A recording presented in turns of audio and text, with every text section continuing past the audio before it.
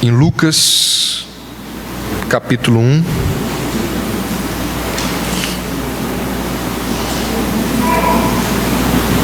Lucas 1. Vamos ler a partir do verso 5 até o verso 12. Nos dias de Herodes, rei da Judéia, houve um sacerdote chamado Zacarias, do turno de Abias. Sua mulher era das filhas de Arão e se chamava Isabel.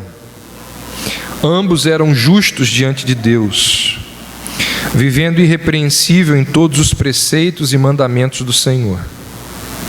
E não tinham filhos, porque Isabel era estéril, sendo eles avançados em dias. Ora, aconteceu que, exercendo ele diante de Deus o sacerdócio, na ordem do seu turno, coube-lhe por sorte, segundo o costume sacerdotal, entrar no santuário do Senhor para queimar o incenso. E durante esse tempo, toda a multidão do povo permanecia da parte de fora orando. Eis que lhe apareceu um anjo do Senhor em pé, à direita do altar do incenso, e vendo Zacarias, turbou-se e apoderou-se dele o temor. Até aí. Semana passada nós começamos a pregar no Evangelho de Lucas, e nós vimos que Lucas nos prometeu, a nós que somos leitores do seu Evangelho, se você observar aí no verso 4, ele prometeu para Teófilo, que é o remetente da carta, que é, a pessoa que recebe a carta, o destinatário, e, consequentemente, a mim e a você que lemos, e a todas as pessoas que ao longo da história têm lido este Evangelho, ele prometeu aos seus leitores um relato ordenado dos fatos. E aqui nesses versos iniciais nós percebemos que ele cumpre a sua promessa de fazer um relato ordenado dos fatos acerca da vida de Jesus Cristo. Por que ele cumpre a promessa? Porque existe nesses versos aqui um paralelismo e uma simetria nessas palavras de Lucas aqui impressionantes. E, por exemplo, usando de paralelismo, Lucas vai chamar a atenção do seu leitor para o nascimento de dois homens, Jesus e João Batista. Dois nascimentos são prometidos: o do arauto e o daquele a quem o arauto vai apresentar ao povo. Então, paralelismo, dois nascimentos são prometidos aqui, são colocados um ao lado do outro. Em cada caso, é o anjo Gabriel quem anuncia, quem proclama o nascimento dessas duas crianças. Primeiro, o anjo Gabriel fala ao futuro pai do arauto, e depois ele se dirige à mãe daquele que seria o Messias. E nos é dito por Lucas que ambos os pais ficam perturbados, e a ambos é dito que nada dissessem a ninguém. O relato também nos diz que a ambos se dão os nomes dos filhos. O anjo não só anuncia a vinda dos filhos, como diz qual deve ser o nome. Os pais aqui não tiveram a opção de escolher o nome. Você vai ter um filho e o nome dele vai ser João. Você vai ter um filho e colocará o nome dele de Jesus. A ambos é dito que eles serão grandes homens. A ambos os pais são dados sinais. Em ambas as ocasiões, cânticos são entoados. Por causa de João Batista, o famoso Benedictus é entoado, é celebrado, é mencionado aqui. E por causa de Jesus, o chamado Nunc Dimittis é também entoado por Maria. Esses são os paralelos que Lucas faz, alguns deles. Outro paralelo feito por Lucas, nos é dito que para os dois casais, Zacarias e Isabel, Maria e José, a concepção de um filho era algo inesperado. Nenhum dos dois casais esperava um filho, e Lucas faz esse paralelo. Zacarias e Isabel não esperavam um filho porque ambos eram idosos. Maria e José não esperavam um filho porque Maria era virgem, eles nem eram casados.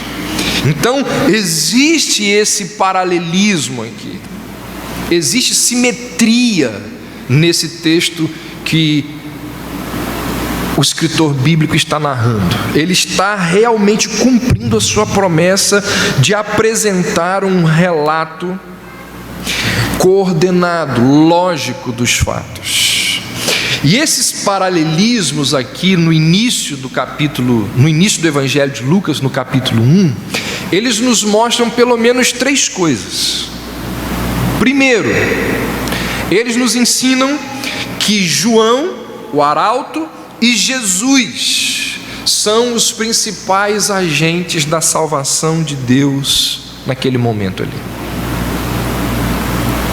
Embora outros personagens desempenhem papéis no plano da redenção de Deus, João Batista e Jesus Cristo são inquestionavelmente as principais figuras. Outra verdade que esses paralelismos nos mostram: João, ele é o precursor de Jesus, e isso é verdade no nascimento, no ministério e na morte. João é o primeiro a nascer, João é o primeiro a começar o ministério, João é o primeiro a morrer. Em tudo isso, João é o precursor. E a terceira verdade que esses paralelos que Lucas nos mostra aqui, faz aqui para o seu leitor, é deixar evidente a superioridade de Jesus por João Batista. Há um paralelo que é feito, mas Jesus é muito superior a João. O verso 15 nós não lemos, mas você pode observar aí, diz que João Batista será grande diante do Senhor. Ele será grande diante do Senhor. No entanto, é dito no capítulo 2, lá no verso 11, não é que Jesus vai ser grande, é dito que Jesus será chamado de Senhor. Um será grande, mas o outro é o Senhor. A pergunta, uma outra situação que revela a superioridade de Jesus sobre João Batista, pode ser percebida no fato de que a pergunta que Zacarias faz ao anjo Gabriel, cheia de descrença, cheia de incredulidade, carregada de ceticismo, esta pergunta gera mudez, lhe traz a mudez como um sinal de punição. Agora, quando Maria, se você observar, Maria faz uma pergunta idêntica, semelhante. Maria não sofre punição. Maria não é punida. Na verdade, ao invés de um testemunho mudo, Maria irrompe em louvores, no cântico chamado Magnificat. Então isso mostra a superioridade de Jesus também sobre João Batista. E ao fazer paralelos, é muito interessante perceber ou comparar o relato de Mateus com o relato de Lucas sobre esses dois nascimentos, sobre o nascimento de João e sobre o nascimento de Jesus. Mateus, ele vai registrar o anúncio angélico feito a José. Lucas anuncia o relato angélico feito a Maria. Mateus fala dos magos, Mateus fala da estrela, Mateus fala da fuga para o Egito, Mateus fala do morticínio dos meninos. Lucas não diz absolutamente nada disso. Mateus menciona as profecias de Isaías, de Miqueias, de Oséias e de Jeremias como cumpridas em Jesus. Lucas não diz nada acerca disso. Mas Lucas, por sua vez, é o único a mencionar o encontro de Maria e Isabel. Você só vai encontrar em Lucas o relato do censo ordenado por César Augusto. Você só vai encontrar em Lucas a narrativa de que Jesus nasceu numa estrebaria, de que a manjedoura serviu de berço, a visita dos pastores. Tudo isso é exclusividade de Lucas. Somente em Lucas é narrado ou é escrito aqui os famosos cânticos de adoração. Dá uma olhada aí na sua Bíblia, do verso 46 ao verso 55 do capítulo 1, nós temos aqui o Magnificat. Depois, do verso 68 ao verso 79, ainda do capítulo 1, nós temos o Benedictus. Capítulo 2, versos 13 e 14, nós temos o canto angelical. E no capítulo 2, do verso 28 ao verso 32, o Nunc Dimittis. São os cânticos de adoração, celebrando, agradecendo, adorando a Deus pelo nascimento de Jesus e de João Batista. E aí os pontos em comum de Lucas e Mateus são: o nascimento de Jesus acontece durante o reinado de Herodes o Grande. Tanto Lucas quanto Mateus dizem que Jesus nasceu em Belém. Tanto Lucas quanto Mateus dizem que José é descendente de Davi, que Maria era apenas uma noiva, que Jesus e a sua família se estabeleceram em Nazaré da Galileia, que a concepção de Jesus é feita mediante o Espírito Santo e que o nome de Jesus foi escolhido no céu. Por isso que ele será o Salvador da humanidade. Vamos olhar agora para o texto. Essa foi a introdução e vamos ver o que esse texto tem a nos ensinar. Vamos por partes, verso por verso.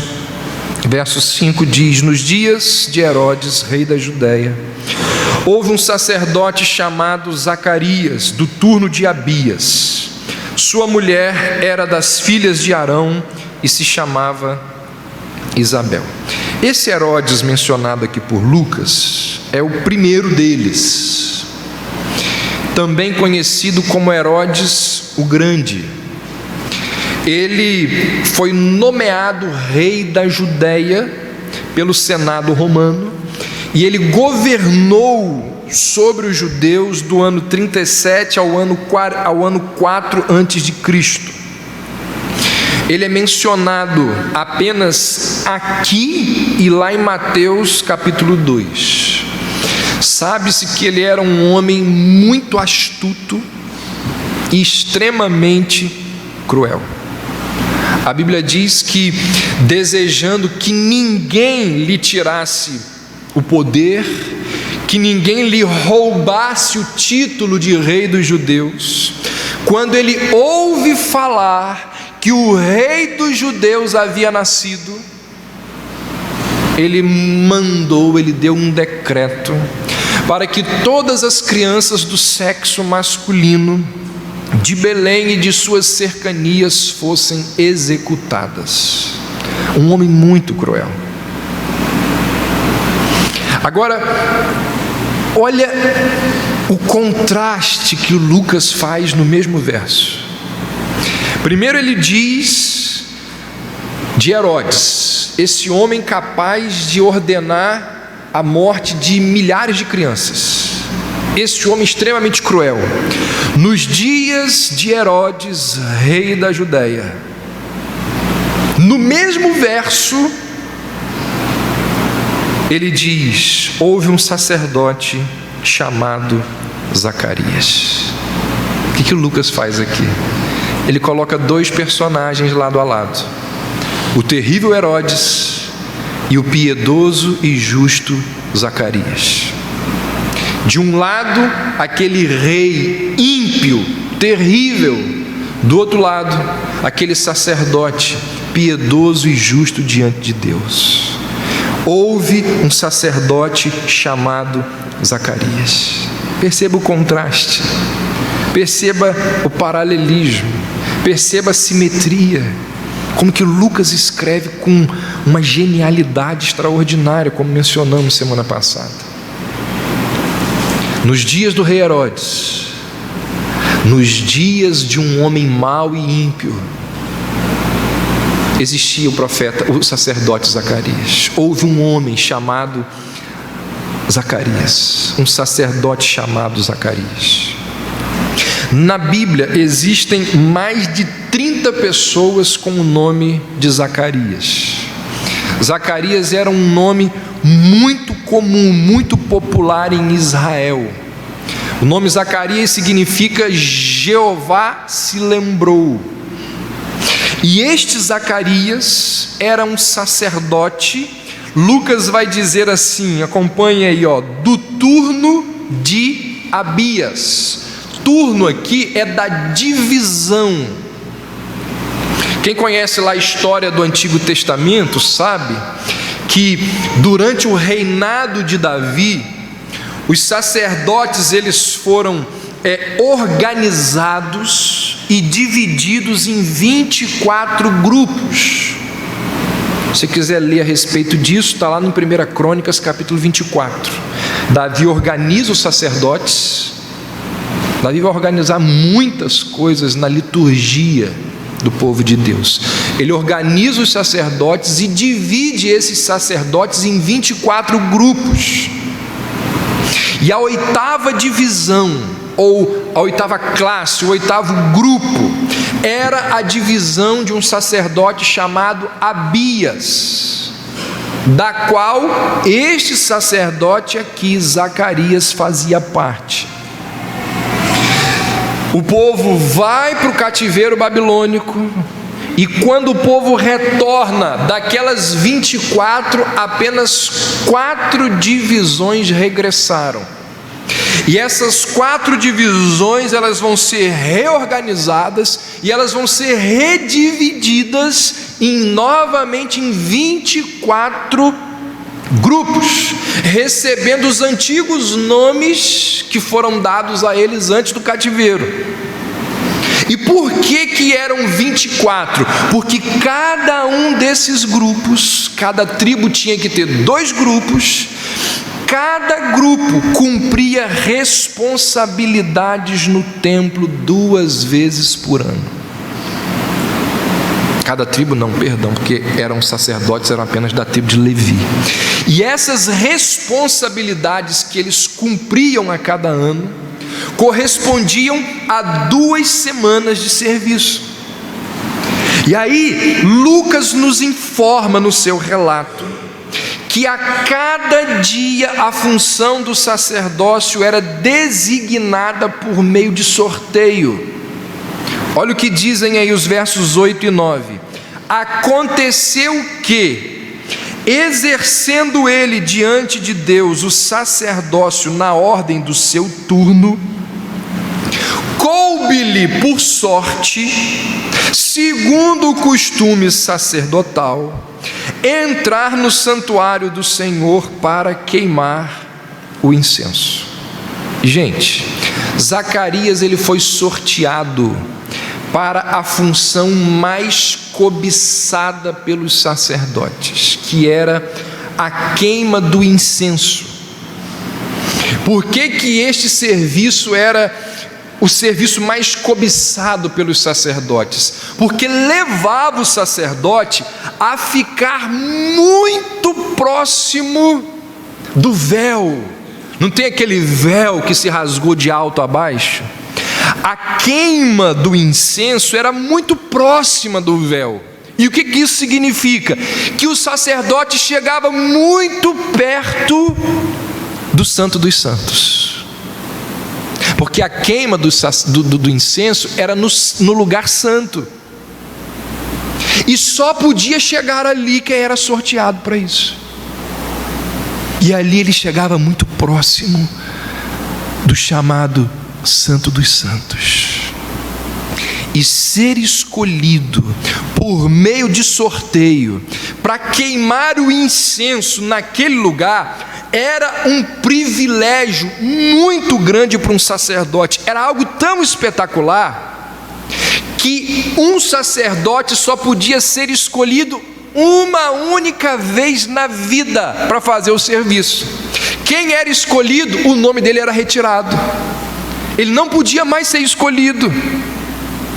O sacerdote que era sorteado para esse ofício, ele era considerado pelos outros como um privilegiado por ter realizado aquele serviço. E aí no verso 5, Lucas ainda registra uma outra bênção que Deus concedeu a Zacarias. Diz assim no verso 5: sua mulher era das filhas de Arão e se chamava Isabel. Gente, para um sacerdote se casar com uma mulher da linhagem sacerdotal era algo espetacular. Não era requerido da lei. A lei não dizia que um sacerdote tinha que se casar com uma mulher da linhagem sacerdotal. A exigência da lei era que o sacerdote se casasse com uma mulher virgem e com uma mulher do próprio povo. Agora, encontrar alguém que era da linhagem sacerdotal era bom demais para um sacerdote. Era algo extraordinário. Quando eu comecei a namorar a Cristiane, eu falei assim para ela: que bom, porque além de todas as coisas que me atraiu em você, você ainda toca piano. Vai me ajudar muito. E ela disse que eu só vi esse dom nela. Você ainda toca piano, vai me ajudar muito. Participar ou fazer parte da linhagem sacerdotal era um privilégio para um sacerdote se casar com uma mulher desta, ou da linhagem sacerdotal. Irmãos, aqui nós temos um princípio muito importante, desprezado por muitos jovens nos nossos dias. Que princípio é esse? A compatibilidade é essencial para que haja felicidade num casamento. Isso é essencial. É interessante que as pessoas buscam compatibilidade financeira, compatibilidade social, compatibilidade intelectual, mas deixam de fora a maior de todas, a compatibilidade espiritual. Procura-se tudo no jovem, na jovem, mas a fé não se procura. Deixam de fora o principal. Mais tarde, irão lamentar. Eu tenho recebido algumas pessoas para conversar. E algumas pessoas que têm um casamento onde o cônjuge não é crente. E eles dizem: pastor, que cruz que eu carrego. Que cruz. O verso 6 diz assim: ambos eram justos diante de Deus, vivendo irrepreensível em todos os preceitos e mandamentos do Senhor. Gente, que testemunho extraordinário. Que testemunho extraordinário. Será que alguém pode falar isso sobre você?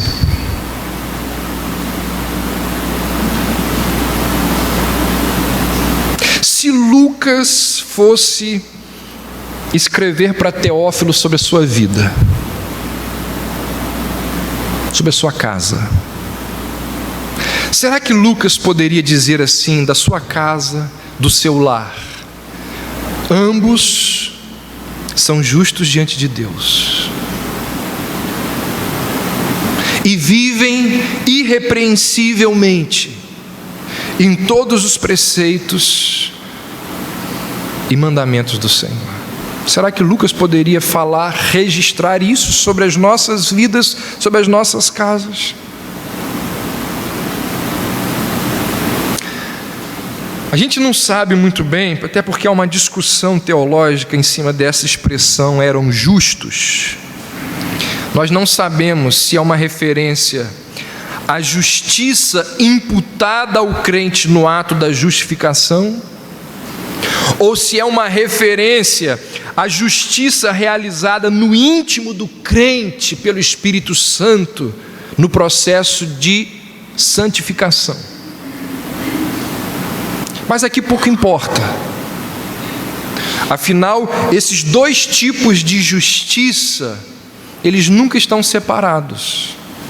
Não existe justo que não seja santificado, e não existe santo que não seja justificado. O importante aqui, o que salta aos olhos aqui, é o fato de que Zacarias e Isabel possuíam a graça divina em seus corações. Numa época em que esta graça era algo raríssimo. Vou falar disso daqui a pouco. Era raríssima essa graça nesse momento aqui. Diz o evangelista que aquele casal observava com devoção consciente os preceitos da lei cerimonial, entendendo que elas apontavam para o Salvador que estava por vir. O que Lucas está nos lembrando aqui? Que coisa muito boa, que coisa muito boa é quando nós podemos dizer de um casal, olhar para um casal e dizer assim: esse casal é uma bênção na vida da igreja, esse casal é uma bênção na sociedade, esse casal é uma bênção na vizinhança, esse casal é um exemplo de piedade. Esse casal é um exemplo de devoção ao Senhor, de entrega ao reino de Deus. Ambos são justos diante de Deus. Ambos vivem irrepreensivelmente em todos os mandamentos do Senhor. Jovem, se você ainda não casou, você tem tempo. Procure compatibilidade espiritual acima de qualquer coisa. Agora, quem já casou e não tem mais jeito, como disse Rousseau Shedd, chora e permanece casado.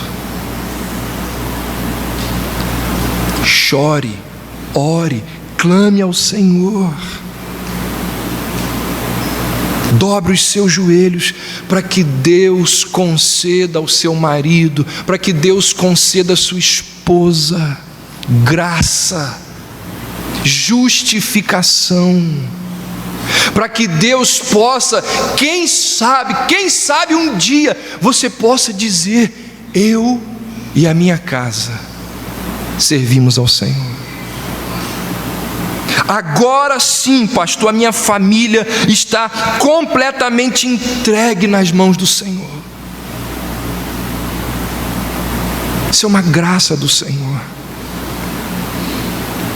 Se você ainda pode, lembre-se disso. E você que não pode mais, clame ao Senhor. Ambos eram justos diante de Deus, o sacerdote e a esposa, e viviam irrepreensivelmente em todos os preceitos e mandamentos do Senhor. Gente, que coisa extraordinária de ser dito sobre um casal, sobre uma família. Cada vez mais raro nos nossos dias. Outra verdade que esse verso nos mostra é o fato de que Deus sempre levanta servos consagrados e obedientes. Os dias de Herodes, a narrativa aqui nos lembra que isso acontece nos dias de Herodes, o grande rei da Judéia. Naquele momento ali, era um momento complicadíssimo para o povo de Deus. Algumas Bíblias trazem entre o Antigo e o Novo Testamento algumas folhas em branco, que representam ali o período interbíblico entre o Antigo e o Novo. Foram 400 anos de silêncio, 400 anos em que não houve profecia da parte de Deus. O silêncio reinava no meio do povo de Israel desde Malaquias. Desde que Malaquias havia prometido a vinda de Elias, como João Batista vai ser chamado, não havia profecia. Quem lê a história do povo de Deus ao longo desses 4 séculos sabe que os líderes espirituais durante esse tempo se apegaram à tradição de uma forma doentia. Muitos desses líderes estavam ligados à corrupção de Herodes o Grande.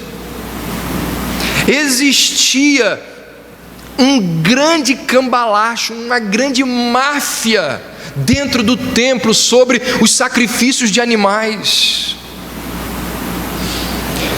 E por falar em Herodes, o rei dos judeus, esse tirano, aquele que administrava os judeus, Herodes tinha 9 esposas, sendo que nessa época aqui em que João Batista está para nascer, ele assassinou uma delas sem motivo aparente.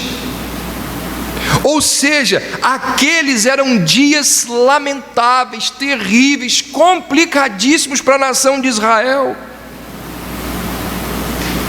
Apesar disso, diz-nos o Evangelho que existia um sacerdote justo diante de Deus. Apesar daqueles dias complicadíssimos, Lucas diz que existia um sacerdote que vivia irrepreensivelmente em todos os preceitos, em todos os mandamentos do Senhor. Apesar de toda a iniquidade ao seu redor, Zacarias vivia piedosamente.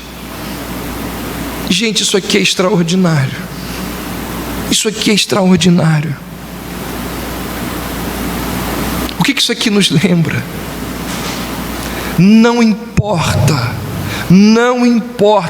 quão podre esteja uma sociedade, não importa quão corrompida esteja a instituição chamada igreja,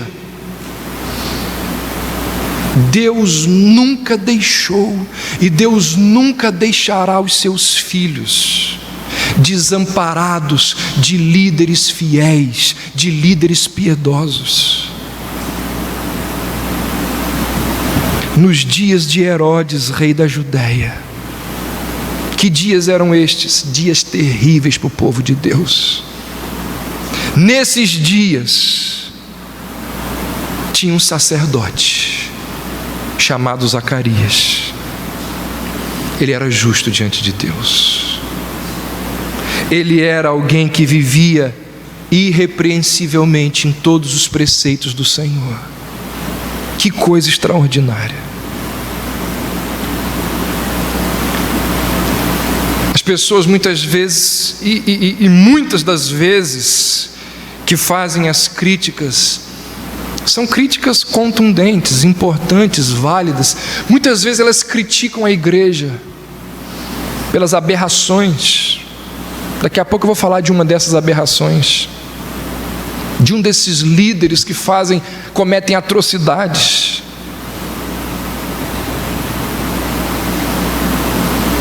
Nós vivemos em dias em que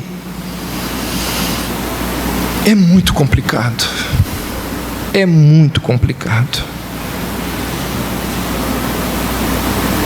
Mas por outro lado,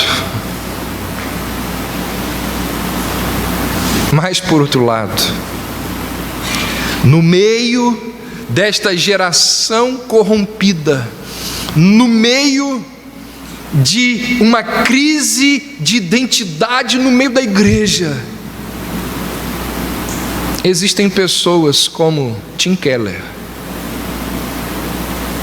como Sproul, como John MacArthur, como Augustus Nicodemos, como Hernandes Dias Lopes, como D.A. Carson, não é? Russell Shedd, Wayne Grudem, Eugene Peterson. A gente poderia falar de vários aqui. Apesar de tanta anomalia, apesar de tanta idiotice, de tanto pragmatismo, Deus tem levantado líderes, tem levantado homens, tem levantado pastores que vivem irrepreensivelmente em todos os preceitos e mandamentos do Senhor. Irmãos, é nosso dever orar por esses homens e pedir a Deus que mantenha esses homens vivos para abençoar a igreja dele. Homens do quilate da envergadura de um John Piper.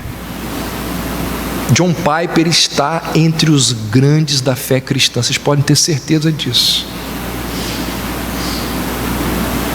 Daqui a 50, 100 anos ele vai entrar no hall de homens extraordinários, não tenham dúvida disso. Na nossa geração, Deus levantou. Há pouco tempo, Augustus Nicodemos sofreu um acidente. E quando eu soube do acidente, eu não fiz mais, eu nem quis saber outras notícias. Na mesma hora onde eu estava, eu lembro, eu falei: Senhor, eu não sei o que aconteceu, mas eu peço ao Senhor que preserve este irmão com vida. Nos dias de Herodes, rei da Judéia, houve um sacerdote chamado Zacarias, justo diante de Deus, vivia irrepreensivelmente em todos os preceitos e mandamentos do Senhor. É nosso dever orar por essas pessoas. Agora olha o que diz o verso 7. Olha como começa o verso 7. Não tinham filhos. Olha que coisa engraçada. Zacarias foi abençoado com uma esposa da linhagem sacerdotal. Zacarias foi abençoado com um serviço que muitos sacerdotes desejavam, mas poucos eram sorteados. A maior parte nunca foi sorteado para esse serviço. Então o que Lucas narra aqui? Duas bênçãos extraordinárias. Quem sorteou e colocou Zacarias lá? Deus. Quem deu a esposa para Zacarias? Deus. Provérbios diz que quem acha uma esposa, acha uma coisa boa e achou o favor do Senhor. Deus quem dá. E aí, o verso 7 diz assim: não tinham filhos. Percebe como nem tudo são flores? Por que nem tudo são flores? O senhor está dizendo que a minha casa que não tem filho não tem flor? Não, não é isso. Nós brasileiros do século 21, nós não conseguimos compreender o drama que era para um casal dos tempos de Jesus não ter um filho. Alguns casais nos dias de hoje se entristecem, ficam para baixo, ficam deprimidos, pelo fato de que um dos dois tem algum problema e não pode gerar filhos. Tem gente que quando demora a gerar filho, já fica triste. A gente entende isso, é compreensível. Mas nada que se compare ao que casais daquela cultura e daquele tempo viviam. Meus irmãos, para um judeu da antiguidade, não ter filhos era uma aflição muito severa. A esterilidade era uma das experiências mais amargas de uma mulher. Lembre-se lá de Raquel. Raquel chega para Jacó e eu imagino a cena dela agarrando aqui em Jacó e dizendo assim: dá-me filhos, senão eu morro. É o que Raquel diz para Jacó: se você não me der filhos, eu me mato. Olha o desespero dessa mulher. Leia o primeiro capítulo de Samuel e você vai ver a angústia de uma mulher chamada Ana, porque a sua rival Penina ironizava e zombava e ridicularizava. Por quê? Porque Ana não tinha filhos.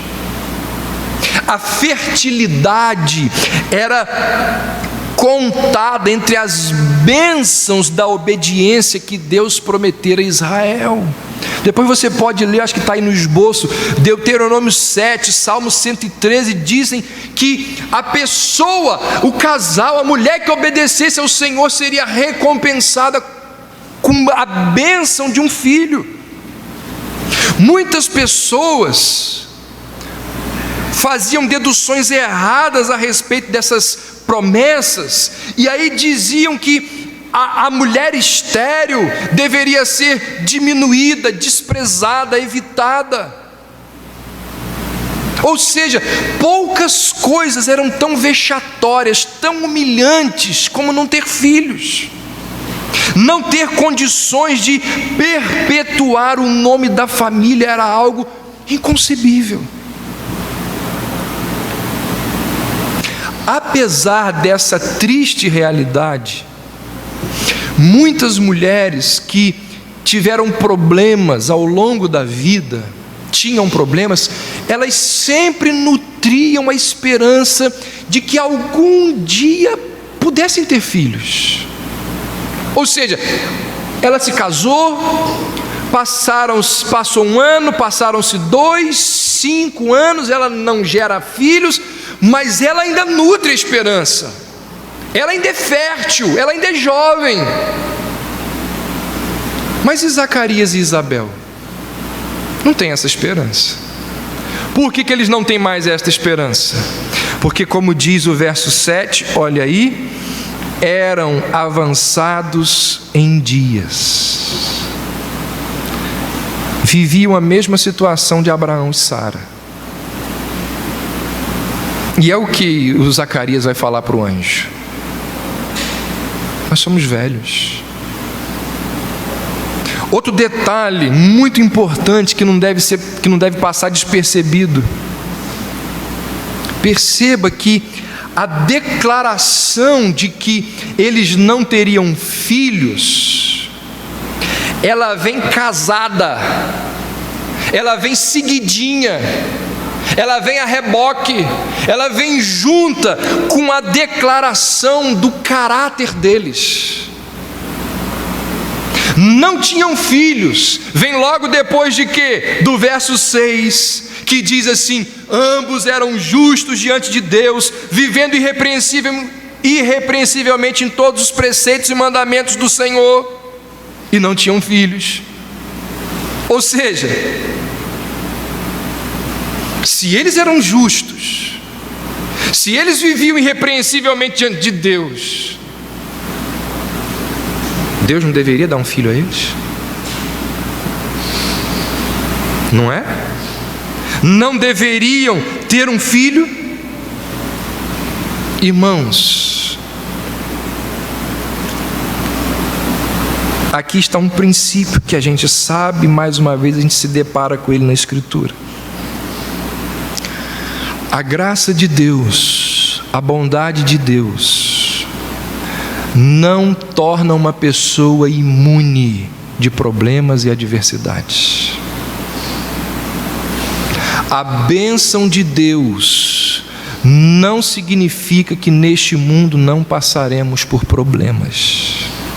Ainda que esse sacerdote e a sua esposa fossem justos, eles tinham um espinho na carne. Eles tinham um espinho na carne.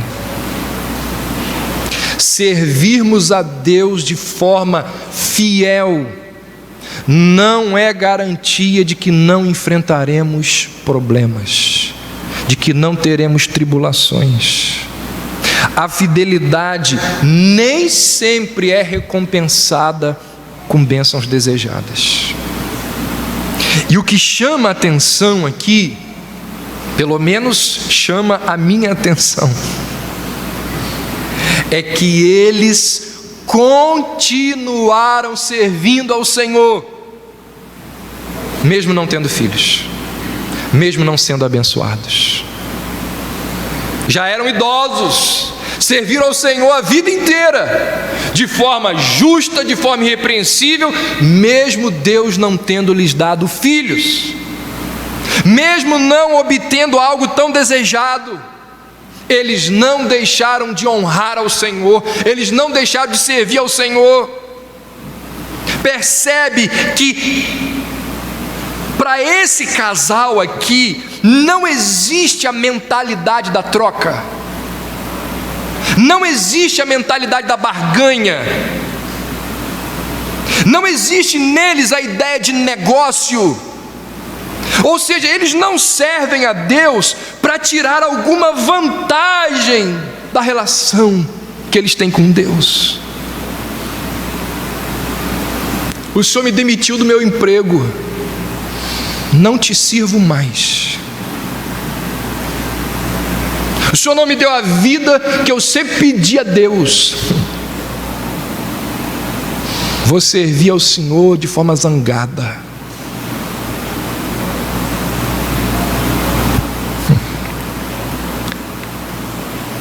O Senhor não está me abençoando, não dou meu dízimo.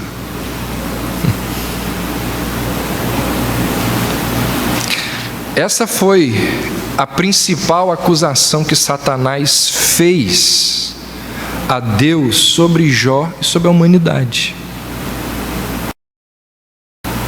O que Jó disse? O que Satanás disse para Deus sobre Jó? É claro que ele vai te servir. Deus chega para Satanás e diz: observaste o meu servo Jó, homem reto, íntegro, temente a mim, se desvia do mal. Satanás diz: é óbvio, claro que ele vai te servir. Só dá tudo para ele. Tem grana, tem filhos bem-sucedidos, tem casa na praia, mora em bairro chique, em Campos. Vai te servir, óbvio que vai. Agora, tira essas coisas dele, para o Senhor ver se ele não blasfema na tua cara. Jó é fiel por causa das coisas boas que o Senhor tem dado a ele. Agora tira para o senhor ver. Esse é o modelo de fé de grande parte daqueles que se dizem cristãos. É uma fé utilitarista. São como a mulher de Jó. A mulher de Jó, no meio da crise, ela vira para Deus, para Jó e diz assim: abandona o teu Deus e morre. Por quê? Deus deixou de ser útil, não é? Ele parou de nos abençoar, não presta mais, abandona Ele. Por isso que alguém disse que existem dois tipos de fé: aquela fé que diz se, e a outra fé que diz ainda que. Se e ainda que.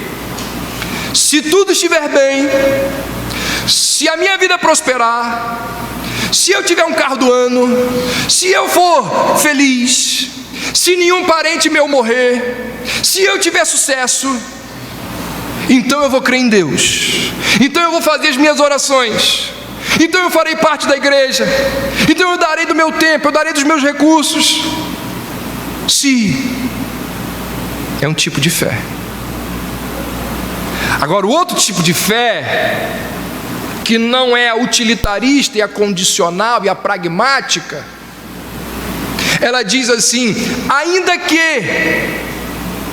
a causa do mal prospere, ainda que eu sofra no Getsêmani, ainda que eu beba o cálice do Calvário, ainda que eu carregue a minha cruz, ainda assim, e principalmente então, eu confiarei no Senhor que me criou. Foi essa fé que levou Jó a exclamar: ainda que ele me mate, nele eu confiarei. Se Deus tirar os seus recursos, você continua cantando quanto amor. Continua cantando.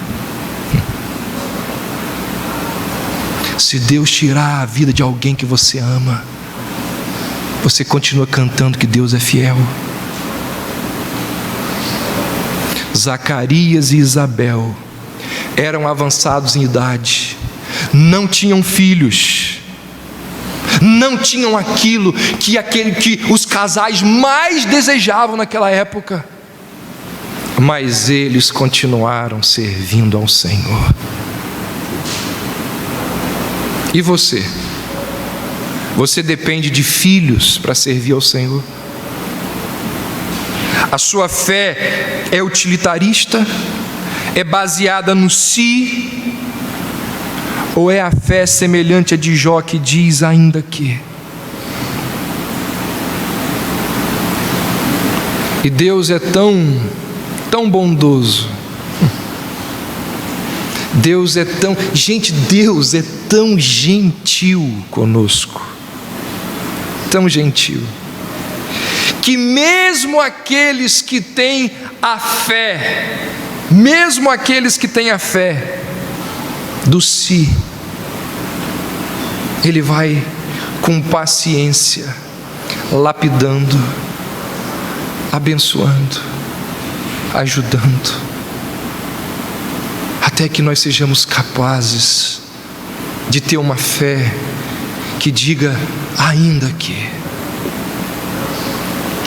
Mas esse verso também nos mostra uma outra verdade. Nos mostra que a incapacidade dos homens é a oportunidade de Deus. Foi diante das limitações do organismo, das limitações da idade daquele casal, que Deus realizou o milagre. Quando a gente olha para a história bíblica, parece que Deus, Ele tem assim uma preferência Ele gosta de manifestar o poder dele em circunstâncias complicadas. Nunca repararam isso? Abraão, você vai ter um filho. Eu vou ter um filho? Vai. Sara já não pode ter filho, mas você pode. Então eu vou esperar mais uns 10 anos, para quando você também não puder mais ter filho, eu vou te dar um filho. Quando for impossível para os dois, aí eu vou dar um filho. Ó, tá vendo a muralha aqui? Trombeta, arca e o povo marchando. É assim que a gente vai destruir a muralha. Nós vimos isso hoje pela manhã. Parece que Deus deixa as coisas ficarem complicadíssimas para a gente olhar e dizer assim: não tem mais jeito. Aí Ele diz: agora é a minha vez. Quando a gente diz assim: não tem mais a quem recorrer, Deus diz: agora eu vou entrar em cena. Parece que Deus gosta de trabalhar naqueles contextos que aos olhos humanos são impossíveis. Pode perceber como que isso acontece ao longo da Escritura, ao longo da história da igreja. Irmãos, esse é um princípio bíblico. Então, o que a gente aprende com isso aqui? Se você vive numa situação, se você está convivendo com uma realidade, aparentemente, porque nós estamos falando aos nossos olhos, uma situação que aos olhos humanos ela é irreversível, ela é impossível, ela não tem como ser resolvida. Esse é o momento de Deus entrar em ação. Cuidado, muito cuidado, porque você pode ser surpreendido, e de uma hora para outra, quando você já deu a situação, não tem mais jeito, Deus vem, e Deus vira e diz assim: viu, seu tolo, seu descrente, você não confiou em mim. Parece que esses são casos que Deus tem preferência. Se você nunca leu sobre a vida de um parlamentar inglês chamado William Wilberforce, esse camarada ele foi o principal responsável pela abolição da escravidão na Inglaterra. E uma vez abolida na Inglaterra, foi um efeito dominó, os outros países também foram abolindo a escravidão. Certa vez, num período de muitos problemas, ele era um parlamentar que atuava em dezenas de áreas, e numa situação de muitos problemas. Olha a oração que ele fez: Senhor, Tu sabes que nenhuma força, sabedoria ou artifício do poder humano podem me aliviar ou fazer sentido. Somente Teu poder pode me libertar. Eu vou a Ti para socorro e sustento. Ó Senhor, permite que Ele venha rapidamente. Dá-me a demonstração plena de Tua grande onipotência. Estou com grandes problemas, insuperáveis para mim, mas para Ti, leves e insignificantes. Coloca Teus olhos sobre mim, ó Senhor, com compaixão e misericórdia, e restaura-me para que eu possa descansar com tranquilidade e aconchego, no mundo ou no outro, ao remover-me daqui para um estado de paz e felicidade. Ele disse: quando as circunstâncias são as piores possíveis, é só o Senhor. Não tinham filhos, porque Isabel era estéril, sendo eles avançados em dia. E aí olha o que diz o verso 11: e eis que lhe apareceu um anjo do Senhor. O anúncio deste anjo foi o primeiro comunicado de Deus para Israel desde a época de Malaquias. Como disse, 400 anos de silêncio foram quebrados. O anúncio do anjo dizia ao israelita que as semanas proféticas de Daniel estavam se cumprindo completamente. O anúncio do anjo dizia ao israelita que a mais preciosa promessa de Deus estava finalmente para se cumprir. O anúncio do anjo dizia ao israelita que estava para surgir aquela semente por meio do qual todas as nações seriam abençoadas. Da tua linhagem, Abraão, eu abençoarei todas as nações, da tua linhagem sairá o Messias. Era aqui. Em nenhuma outra parte da Bíblia, em nenhuma outra parte das Escrituras nós encontramos menção tão frequente aos anjos quanto na época do ministério terreno de Jesus. Quando Jesus esteve aqui na terra, parece que o negócio aqui estava fervilhando de anjo.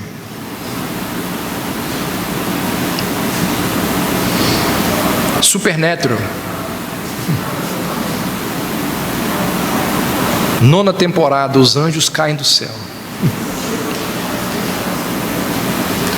Parece que foi isso que aconteceu. Está fervilhando de anjo na época de Jesus. Em nenhuma outra época nós lemos sobre tantas aparições de anjos quanto durante a encarnação e a vinda de Cristo ao mundo. Você pode ler.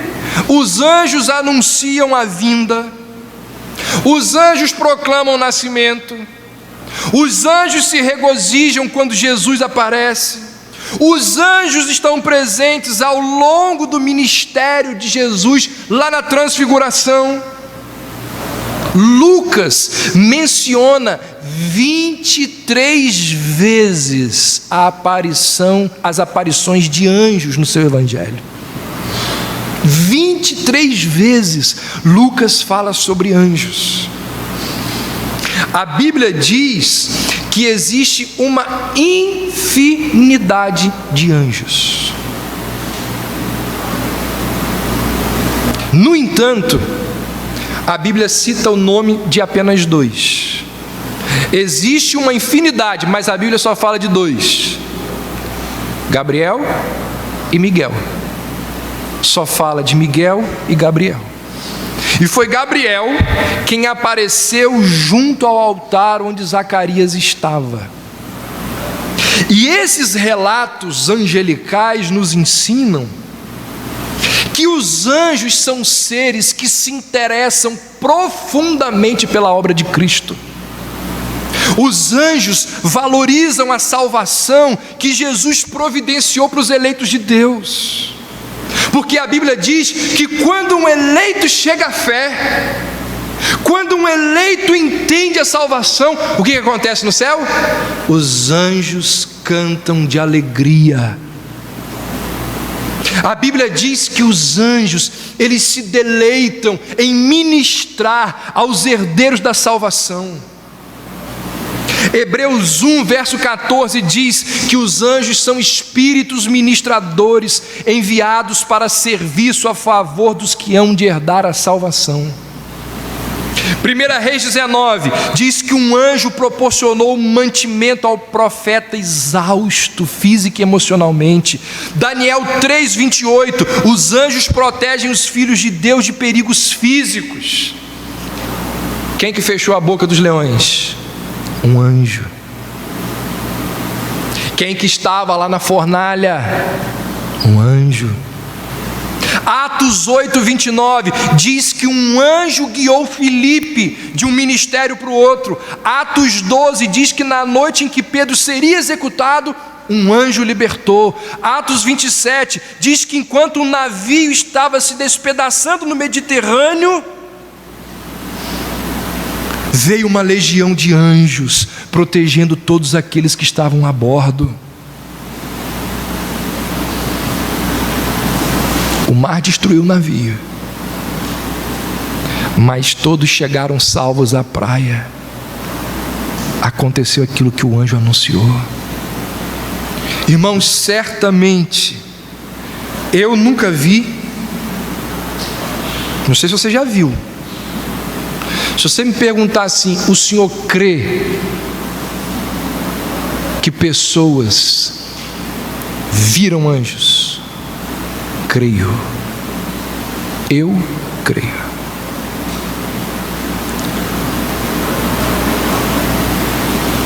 Billy Graham talvez seja um dos livros mais famosos de Billy Graham. O título do livro é Anjos. Foi um dos primeiros livros que eu li na minha vida. Extraordinário. As coisas que Billy Graham conta sobre anjos naquele livro, ele não pode estar mentindo.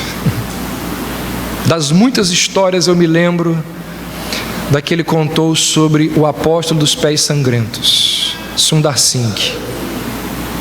Sundar Singh foi pregar, levar o evangelho para uma aldeia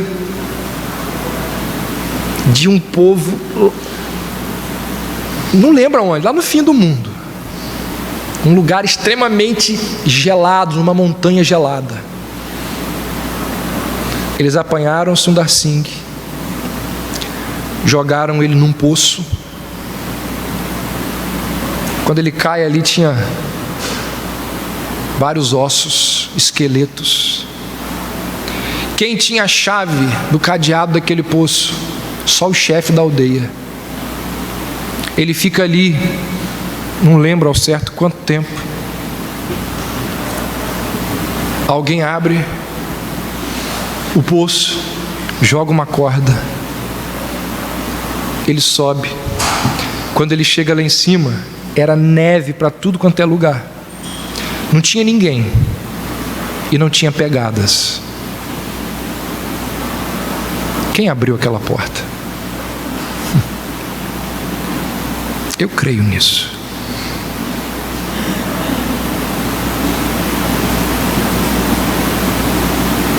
Dizem não, eu perguntei. Tive o privilégio de perguntar ao Dr. Russell Shedd assim: é verdade que o senhor tem um livro escrito sobre anjos? E que o senhor só vai deixar esse livro ser publicado quando o senhor morrer? Por quê? E ele disse: porque se eu publicar em vida, eu não consigo pregar em lugar nenhum mais. Não porque o que está escrito ali é heresia, mas porque a quantidade de perguntas que vão existir vai ser tão grande que eu não vou mais pregar.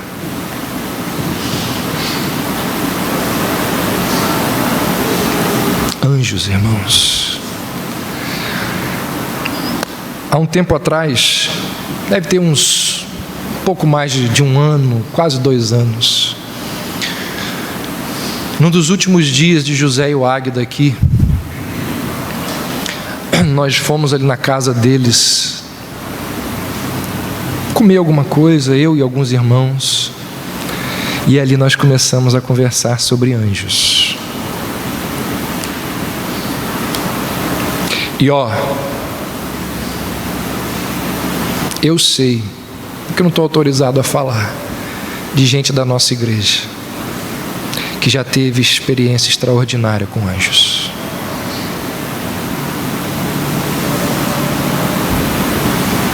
Os anjos são seres ministradores de Deus para nos abençoar.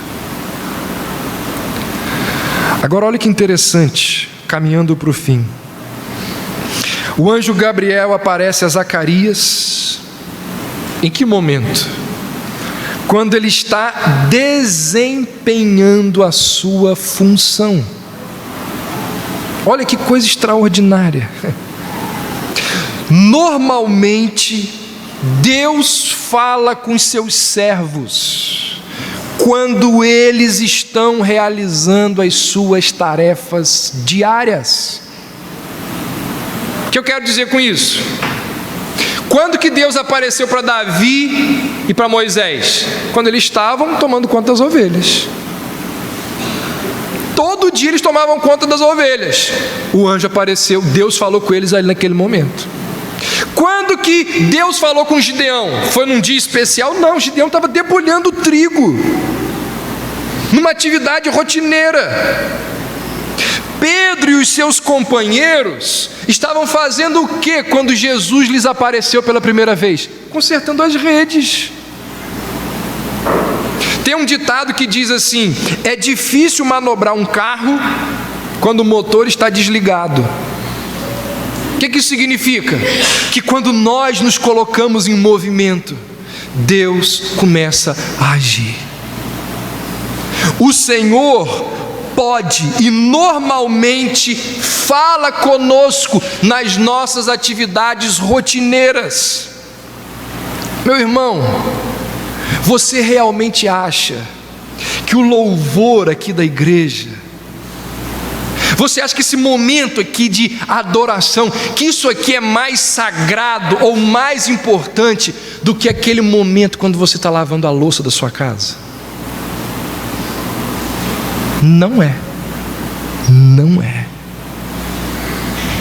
Será que você não ouve Deus virar para você e dizer assim: você que é dono de casa, essa louça imunda que está sendo transformada numa cozinha arrumada, ela edifica o seu lar. Por isso eu estou aqui. Se existe edificação de um lar, Deus está ali. E que bom que você está contribuindo comigo na edificação do seu lar. Você realmente acha que Deus só fala com você aqui? Quando você desempenha a sua função lá na empresa da melhor forma possível, mesmo que ninguém te valorize, Deus está dizendo assim: ó, que bom que você está me ajudando a colocar ordem no caos no dia de hoje. Nós servimos a Deus em todos os lugares, com tudo que fazemos. Quem resgatou essa doutrina perdida durante séculos? A reforma, os reformadores. Lutero dizia que a mulher que ia lá tirar o leite da vaca, aquilo dali era tão sagrado quanto as mensagens que ele ministrava. Deus fala conosco nas nossas atividades rotineiras, e feliz é aquele que ouve, feliz é aquele que conversa com Deus, feliz é aquele que quando termina o serviço diz: eu fiz porque o Senhor me ajudou, e eu fiz para a glória do Senhor.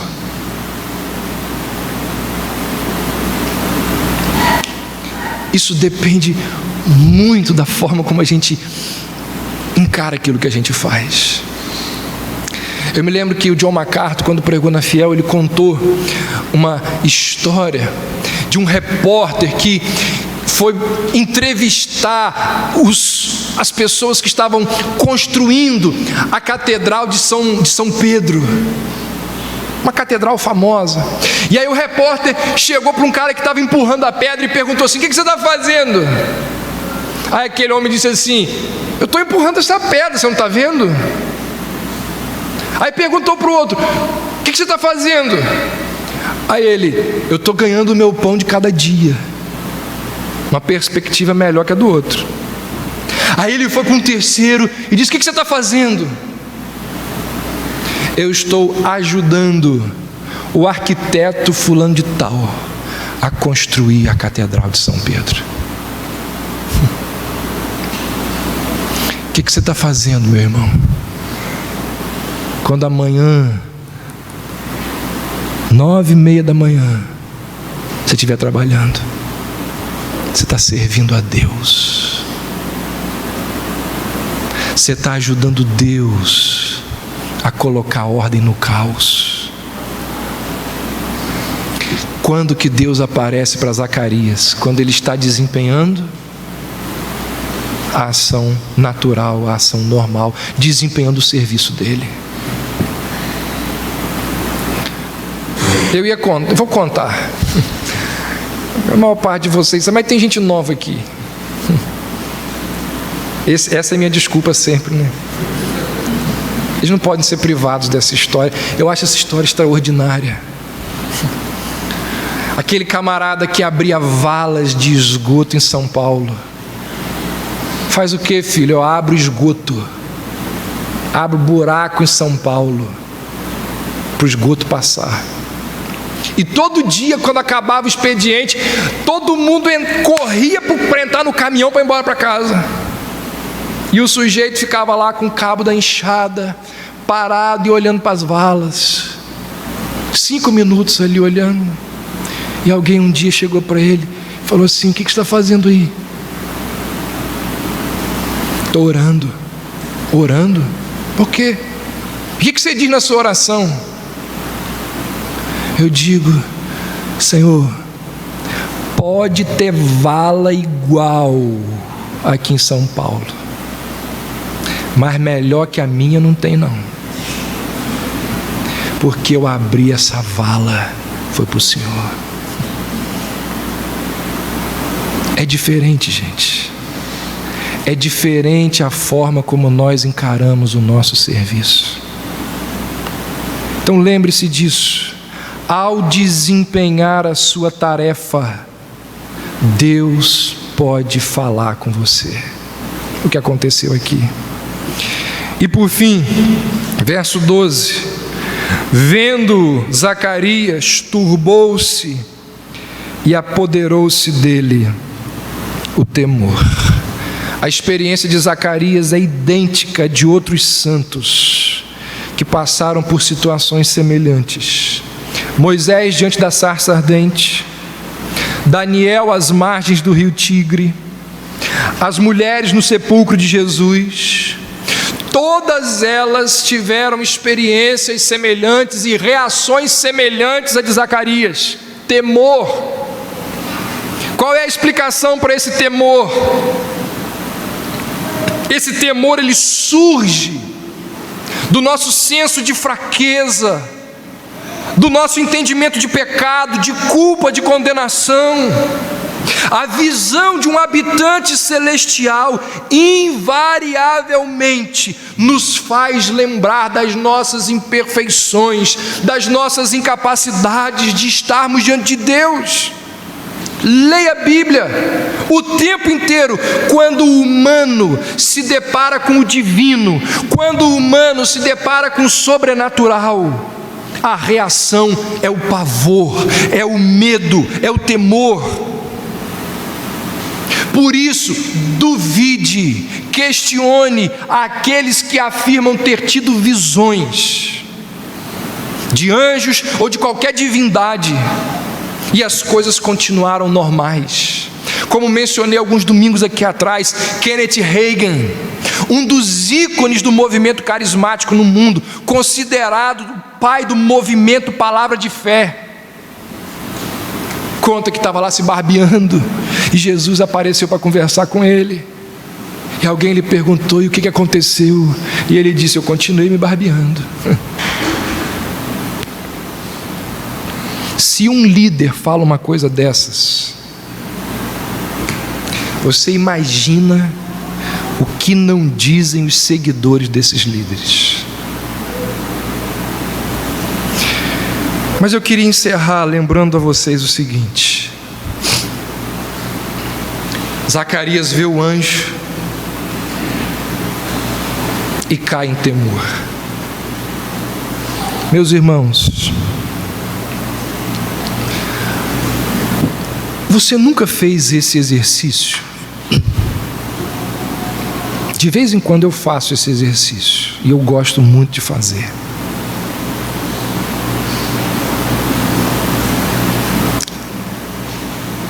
Parar tudo e pensar no dia que eu vou me encontrar com Jesus. Você não pensa em como vai ser a vida lá no céu? Hoje eu estava lembrando, daqui a 3 semanas tem as conferências da Fiel. E eu parei, entrei aqui, lembrei, fiquei lembrando de uma opção de coisa, aí fiquei feliz. A gente gosta demais de ir lá.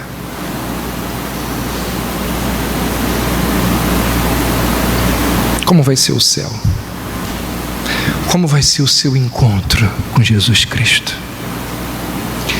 O seu encontro com o sobrenatural, o seu encontro com o Senhor. Que momento glorioso que vai ser. Parou para pensar nisso? Nada neste mundo pode se comparar com algo tão sublime. Você pensou, Cristina? O dia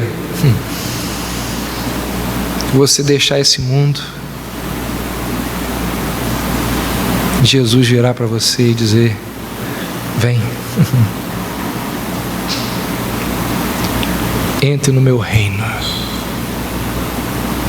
no reino que eu tenho preparado para você. Que coisa extraordinária, irmãos. O dia em que nós nos encontrarmos com o nosso Senhor. O apóstolo Paulo uma vez disse que nem ouvidos ouviram, nem olhos viram o que Deus tem preparado para aqueles que o amam. Existirá, ou melhor, existe algo mais extraordinário do que isso. Do que visualizarmos, encontrarmos, abraçarmos Jesus Cristo. Isso vai acontecer. Como nós vimos semana passada, cristianismo se baseia em fatos. Nas minhas viagens, eu me imagino caindo de joelhos diante de Jesus e dizendo: muito obrigado, porque o Senhor salvou um pecador como eu. Meus irmãos, não existe nada no mundo que possa se comparar a esse momento.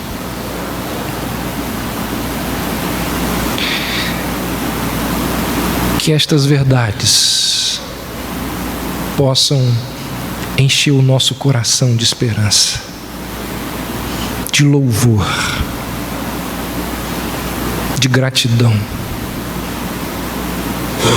porque chegará o dia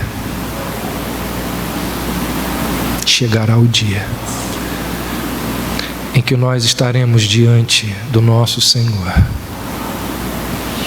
E que dia grandioso, que dia glorioso será. Que estas verdades sirvam, que tudo que nós ouvimos aqui hoje e que temos ouvido, que elas sirvam para limpar, moldar os nossos corações. Sabe por quê? Porque uma vez Jesus Cristo afirmou que bem-aventurados são os limpos de coração, Por que eles são bem-aventurados? Porque eles verão a Deus. Que estas verdades limpem os nossos corações. E certamente chegará o dia em que seremos abençoados. Que Deus nos abençoe. Amém.